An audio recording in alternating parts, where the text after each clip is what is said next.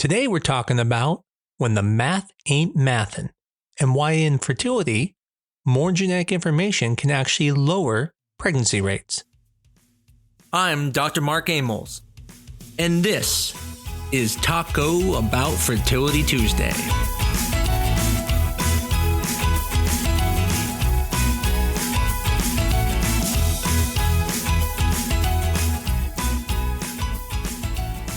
I want to start today with a math problem. Not a medical one, but a math one. And when you hear it, your brain should immediately say, wait, that doesn't make sense. See, there was a study published in Fertility and Sterility in 2023 by Jonah Bardos and colleagues. They looked at embryos created from donor eggs, young healthy donors, so egg quality was basically controlled.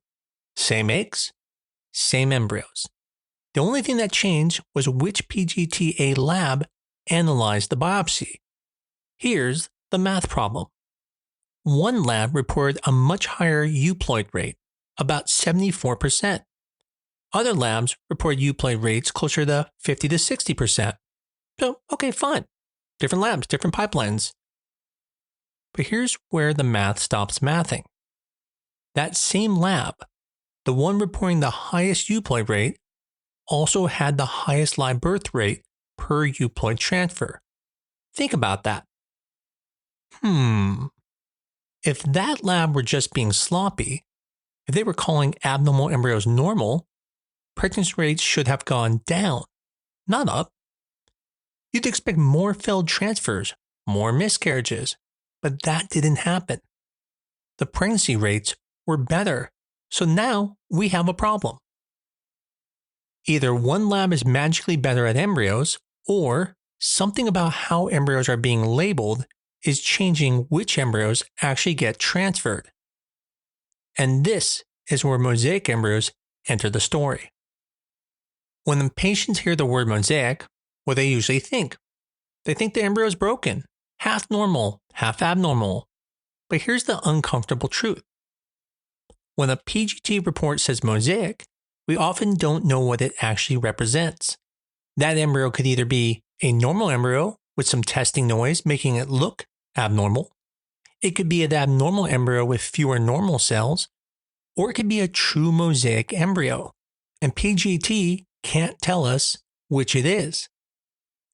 And when it comes to true biological mosaicism, it's rare. Best estimates have it around 2-5% of embryos, not 10 to 15%. So we know that mosaicism isn't always real, and it's created by other things. Because we take so few cells, noise is unavoidable in the data. So in the end, all PGT-A can show us is that that signal from 5 to 10 cells landed somewhere in the middle. But here's where it gets crazy. Some labs report mosaic rates of 10, 12, even 15%. One study even showed as high as 20%. So did biology change? No. Did math change? Nope. So then why do some labs have higher mosaic rates? Well, it comes down to different things. It's all the same technology, next-gen sequencing. But there can be differences in, for example, the way they amplify the DNA, even in the algorithms they use or even the cutoffs. Essentially, some labs are very sensitive to noise, and they label the noise as mosaic. Other labs can filter it out. Same embryo, different answers. So usually a lab that's going to overcall mosaics is usually going to be a low-level mosaic. These are the ones that usually just implant fine, but had some noise around them. Now, here's where things get really important. Let's say you have two embryos. One embryo looks beautiful, great morphology, but is labeled low-level mosaic. The other embryo looks okay, it's not amazing, but it's labeled euploid. Which embryo do most clinics transfer first? Well, of course, it's the euploid embryo. But if many low-level mosaics are actually normal embryos mislabeled by noisy testing, we just pushed a better embryo to the back of the line. Think about that. This is not a biology problem. This is a selection bias problem. And suddenly that study makes sense. The lab with the highest euploid rate wasn't hurting patients. They were probably just not downgrading good embryos into mosaic categories, which means euploid embryos they transferred were on average better embryos. If you ever heard my podcast about different gradings, I talked about the Gardner system, which is ABC grading, and then the Marius system, which has an ABCDEF grading. Now, what I talked about in that is that if everything had to be labeled by 3 letters, it's very difficult to separate things.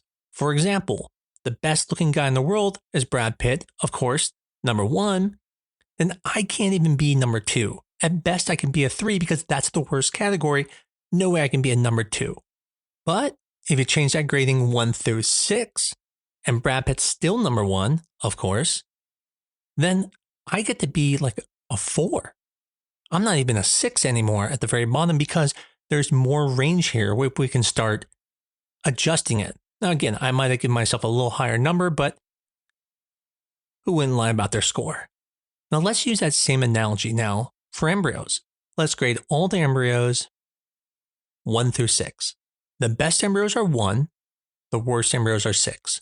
Now we test the embryos and we find out which ones are euploid, which ones are aneuploid, and which ones are going to be mosaic. And for our analogy, we're going to add great personality, meh, and bad personality. Now we're going to wipe all the bad personalities. I don't even care if you're a 1, you're not going to be transferred at that point. You got a bad personality. But if you have a really good personality and you're 1, fantastic. What if you're meh? Well, we'll call meh the mosaics. Now, purely for this experiment, we're going to say Brad Pitt's personality is meh. Now, we all know that's a lie. He's obviously amazing. But we're going to say it's meh.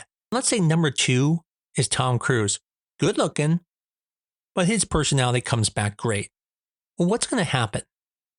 We're going to go with Tom Cruise. Even though Brad Pitt has a better score because we're not even going to look at the mehs because they're mosaic. And that is where it lies the problem. There's a selection bias. By not using those other ones, because we're picking some factor like mosaic, we could potentially be deselecting some of the best embryos. And just like mosaicism, which is not actually true, we know personalities can be mistaken. And so, of course, Brad Pitt has a great personality. We were wrong the whole time. We should have put him back first. Of course, he's the best. So here's the part that's going to make people uncomfortable. More information is only helpful if it improves decision. High-level mosaic calls can actually help. They can prevent us from throwing away embryos that might work. However, interestingly, which a podcast I'll do in the future, the actual chances of discarding an embryo as aneuploid, that's a really high mosaic, is very low. That will lead to a live birth. But overcalling low-level mosaics can do the opposite. It can distort embryo ranking, delay transfers, and lower pregnancy rates even when we think we're being cautious. So when the math's not mathing, it's usually because we're mistaking the noise for signal. And in infertility, that mistake doesn't just confuse patients, it can cost them pregnancies. I can't tell you how many times I've had patients want to use a different PGT company because they say, well, they're going to catch more of the mosaics. And they think that's a good thing. Again, there's a time and place. But as you can see, having something called mosaic when it's not mosaic can actually lead to problems such as selection bias. So here's the takeaway. Mosaic embryos aren't the enemy. And genetic testing isn't the enemy either. The real problem is when we confuse precision with accuracy. Just because a test can detect a small difference doesn't mean those differences matter or that labeling them improves outcome. In fertility, the goal isn't to identify every abnormal cell. The goal is to identify the embryo most likely to become a healthy baby. When the lab overcalls mosaicism, especially low-level mosaicism, we don't just create anxiety, we change which embryos get transferred. And when we change transfer order based on noisy labels, we create selection bias. That's how you end up with a situation where the math ain't mathin'. and where the lab that calls more embryos normal actually gets better pregnancy rates, not because they're reckless, but because they're not letting noise override biology. Remember, natural 2 to 5%. In PGT-A, we're seeing up to 15-20% mosaicism. That's not natural. So if you're a patient, the question isn't, is mosaicism real? It is. The real question is, how much of what we're calling mosaic is actually signal and how much of it is just static? Because in fertility, more labels don't always mean better care. Sometimes the smartest medicine is knowing when not to overinterpret the data. If this episode helped you think differently about your embryos or your treatment, that's exactly why I did this. The easiest way to support this show is to share it, rate it, or leave a review, especially if you know someone who's feeling overwhelmed by genetic testing results. The more people who hear this, the more we can replace fear with understanding. I greatly appreciate everyone listening to this podcast, and I hope you enjoy these episodes. If you like this episode, look forward to the next episode I'm going to do in the future about high-level mosaics. And most of all, don't forget to come back next week on Taco Bout Fertility Tuesday.